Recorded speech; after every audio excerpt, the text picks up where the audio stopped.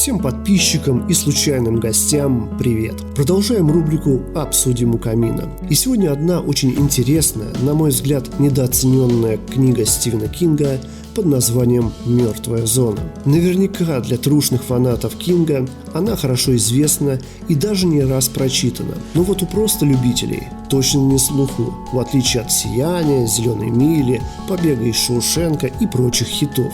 По книге снят фильм с одноименным названием. Конечно, он не передает и 1/4 книги, а лишь бегло пролетает над сюжетом. Для тех, кто не смотрел и не читал, вкратце о чем книга. Молодой учитель по имени Джон на такси возвращается от своей девушки домой и попадает в автокатастрофу, после чего проводит в коме около 4 лет. Очнувшись после 4-летнего сна, Джон постепенно начинает привыкать и возвращаться к нормальной жизни, насколько это возможно. Ноги его подводят, девушка давно начала новую жизнь, вышла замуж и родила ребенка. Плюс еще накопились неоплаченные счета за медицинское обслуживание и содержание в больнице. Благо остались родители, которые были рядом все эти долгие тяжелые годы. Во время восстановительного процесса и бесконечных процедур Джон обнаруживает в себе некие способности, а именно при прикосновении к человеку или предмету с ним связанному Джон может читать будущее человека, а точнее рандомные фрагменты из его жизни.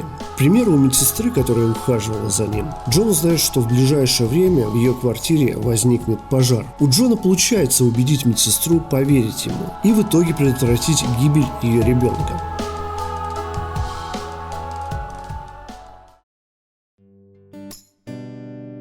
Слухи о способностях Джона быстро распространяются и доходят до прессы, и он становится самым известным и обсуждаемым в своем городке. Джон, разумеется, к такой известности и популярности относится плохо и пытается отгородиться от людей. Со всем этим набором испытаний и нововведений Джон пытается адаптироваться и наладить свою жизнь. Это если говорить вкратце о завязке и сюжете в целом. В книге очень много персонажей и сюжетных линий, а также затронуто много различных тем. От нежеланной популярности и то, какие проблемы приносит человеку известность, которую он не искал, до темы предсказания будущего и попытки его изменить. Также не обходят нынче модную тему всяких предсказателей и шарлатанов. Плюс в довесок тему помешательства на религии и вокруг нее. Здесь есть и детективные линия, в котором Джон помогает шерифу найти маньяка. Также затрагивается тема политики, за которую отвечает персонаж по имени Грег Стилсон, местный служащий, который рвется к власти и хочет стать мэром. Стилсон является ключевым героем, который служит для эпичной развязки в финале. Очень хочется рассказать о ней поподробнее, но не хочется спойлерить. Несмотря на жуткие испытания, которые выпали на долю главного героя и которые происходят по ходу событий произведения, книга читается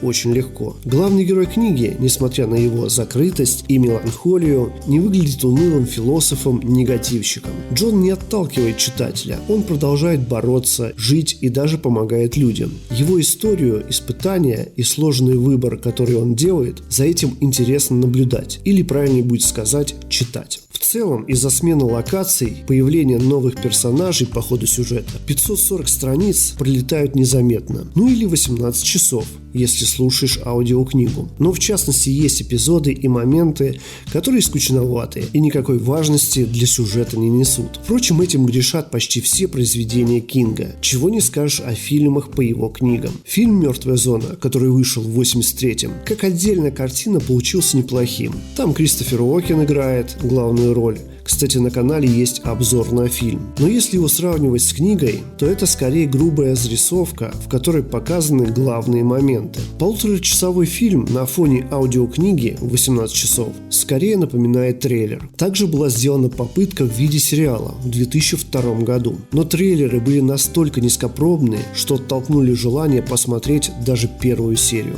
Возвращаясь к книге и подытоживая, книга «Мертвая зона» получилась очень многослойной и довольно реалистичной.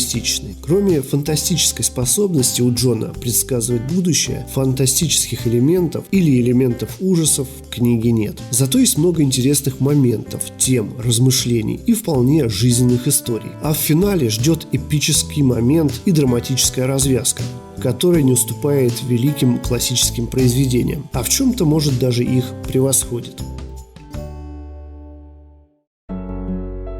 Цитаты из книги. Этот мир основан на самообмане. Его нельзя ни изменить, ни исправить, но можно принять таким, какой он и есть. Но размышляя, помните вот о чем. Есть такие вещи, которые лучше не знать, и лучше потерять их, чем найти. Если кандидаты идут голова к голове, деловые люди дадут денег тому, кто имеет шансы на выигрыш. А проигравшего можно потом списать по графе неизбежных расходов. Главное – иметь шансы на выигрыш. Зачем Богу понадобилось выполнять грязную работу руками Джонни, ведь спасение мира вовсе не его стезя.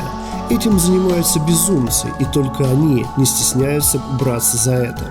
Есть двери, которые лучше не открывать. Есть руки, которые лучше не пожимать. Особенно, если вы обладаете экстрасенсорными способностями.